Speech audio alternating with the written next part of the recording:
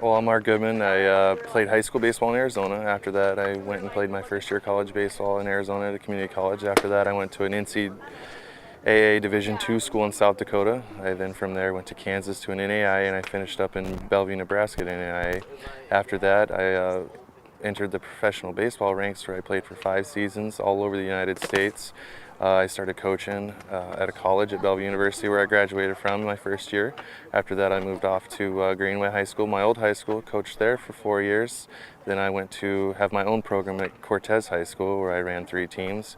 From there, I moved on to Clearfield High where I was the JV head coach and the head varsity pitching coach. And now I'm here at Mayville State as an assistant coach. I also coached in Russia for a summer, a few weeks to help out the Olympic national team to try to get to the Olympic qualifiers in the 2007 Summer Games. And that's pretty much where I'm at right now. I'd definitely like to further my coaching career and hopefully have a team of my own at the collegiate level one day.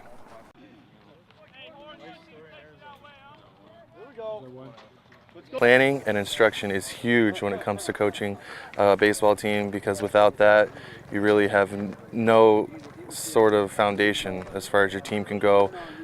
They bounce around all over. They don't really have structure, especially when I coached at Cortez.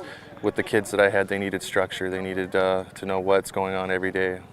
We always have goals individually and team-wise. We usually state those at the beginning of the season. We'll talk about that. I'll send out a sheet for the kids to understand what they have, and it's written down so they know beforehand on paper and through my voice of what they need to accomplish throughout the season. An example of me setting goals was when I was the head coach at Cortez High School in Arizona. We would have their goals out on a sheet, and we would also discuss it for the kids so they could see it out throughout the season of what they needed to accomplish individually and as a team. Oh, well, I've also coached in Utah, and we also had goals there. I was the pitching coach there mostly, and we established our pitching staff and certain ERAs we need to reach, and strikeout to walk ratio was also a big deal.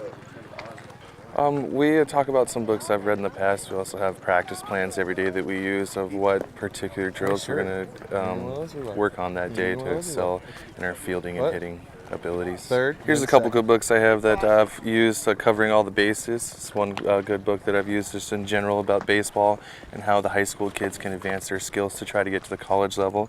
I also have The Art and Science of Pitching, which is great for young pitchers to learn a little bit more than what you'd learn in high school to prepare yourself for college.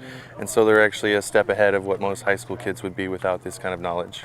Yeah, I would take the page right out of the book, I would print it out and have a copy for each kid to look at. We would go over it before we would start the drills so they know what they're doing, and then we'd execute the drill and make sure it's done properly, and it would be repeated out throughout the year.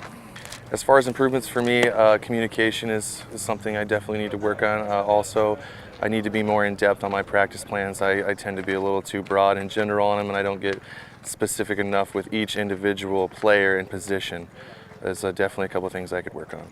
When I was in Russia coaching the Olympic baseball team, it worked because they didn't really know what they were doing. They didn't have much of a structure, and they've never really seen baseball as it being in Russia compared to America. They didn't really know what was going on, so just taking some drills and showing them how to do it and doing it routinely, they could start getting the right mechanics and learning how to pitch the right way.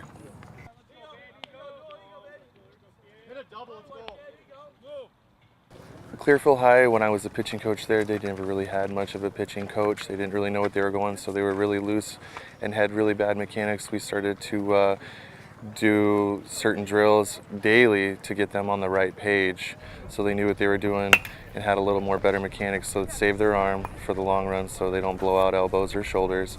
And some things I could improve would definitely be the daily grind of making sure it happens every minute of every day at practice. Overall, my action plan is to have success, to have fun, to make sure they learn and grow as a person and a baseball player. We need to pick it up. I know it's a JV game and shit, but you need to get out here and have fun. You need to start hustling. You need to start stealing bases. Not this half-ass jog shit. We're out here no matter what. Get after it, yeah. So let's do something with it. You guys are giving me a horseshit effort. Let's get it. Let's fucking go, boys. Have some fun. Well, when I was at Cortez, I had to manage 3 baseball teams and 6 coaches, and I had to divvy up jobs and responsibilities for all those coaches at all 3 levels because I couldn't be at every game every day. So I had the freshman coaches, and I told them the responsibilities and duties throughout paper and through meetings of what they needed to accomplish for those kids so they could mature and grow and be ready for the varsity team in a couple years. Well, I definitely learned how to become a leader and help kids get their goals throughout when I started at Greenway High School in my first 4 years as an assistant coach there. I was really left with free reign of having to run pitchers, and it really helped me establish what works and what doesn't work with players.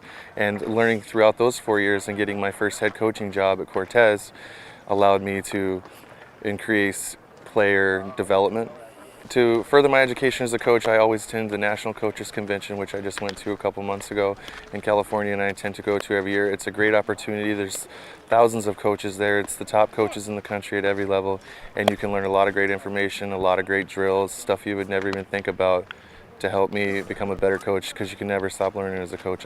My first situation that I had as a head coach at Cortez that became a problem was I had a player that didn't perform highly enough, and his parents didn't seem to appreciate that I decided to not play him anymore.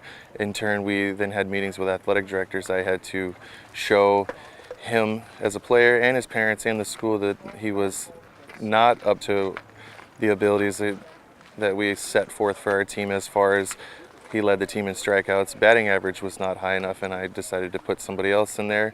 We then had to discuss that we had signed contracts at the beginning of the year, understanding these rules. Even with parents, had to sign this as well, knowing that my decision is final, and that one thing I learned from that is parents become always an issue when it comes to sports, and you just have to deal with that and not take it to heart as much as it's business. And that's the way the game is. You don't pay to play this game when you get to a higher level, and parents need to understand that, and that's why we have beginning of the year parent meetings, so they understand these situations.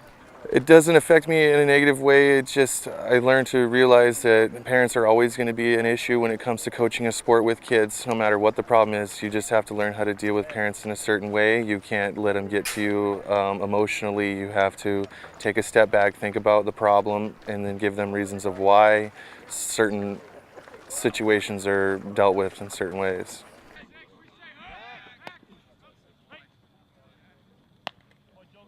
As far as position players, I use the covering all the bases as part of this. We have drills in here. We do running drills, stealing the bases, where you need to line up as far as being even with the bag. We have to go through that step by step with each player, because as far as Little League goes, a tendency to have a father as a coach not really knowing exactly what's going on. So we try to get into this book. I printed out some pages. We go through the drills so we can get the right steps, so we don't have to continue to coach it every time. So these starts to become second nature, almost as muscle memory. And as far as pitchers go, I also use the book of Science of Pitching to do drills such as flat ground drills. We do short bullpens. We have release drills, and this also helps with them building velocity and strength in the lower half.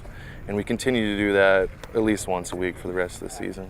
An on-field situation that was learned after an experience in a negative way that we turned a positive was last week. We were in the Metrodome here at Mayville State, and our base runners were not taking big enough leads, and we had to have a meeting about getting a bigger lead, where we need to lead, and why we need to take bigger leads to affect the hitters in a positive way. So we talked about it after making mistakes during the game. Between games we talked about it, we got bigger leads, and we started to have a better effect at the plate with the pitcher taking more focus on the runners instead of the hitters. You start giving up pitches and leaving bad pitches up, which in turn makes more hitters. One of the major problems that I run into as coaching has to deal with players not willing to learn. That's huge on every level. Some players think they know everything before they do. I personally had that happen to me in my life when I thought I knew more than I did, but now looking back at it, it's definitely a tough task, but you just have to break it through the wall and let them know that they don't, and find a way how to fix it and make them a better player. I definitely like to communicate with parents. A prime example of that was my first year as head coach at Cortez. We had a parent-only meeting at the beginning of the season with pages of required information for them to read and sign, and to let them know what my requirements were from the parents and the players. If they ever have a problem, I have no problem with them talking to me as long as it's not on the field before or after a game. and I have no problem telling them why I feel the way I do and how I play. I like the fact that parents want to come talk to me. I have no problem with it, and I think that's something that has to be done just in a proper situation. There's definitely a certain area of the ball game that I've learned about communication, and that's when the ball game's tight in late innings. It's definitely a big time where people start getting stressed out and worried, and it's even more when communication is such a big deal, especially between coaches and players. So we know what we're doing, we're all on the right page. No, we just need to start making an effort. Like, this isn't, it's still a game. You know what I mean? I communicate to others about situations in practice and before games to understand that things are going to be in binds. We're going to be in tight situations, and we have to learn not to let our emotions get the best of us. We need to talk and get through it as a team, not as any individual person.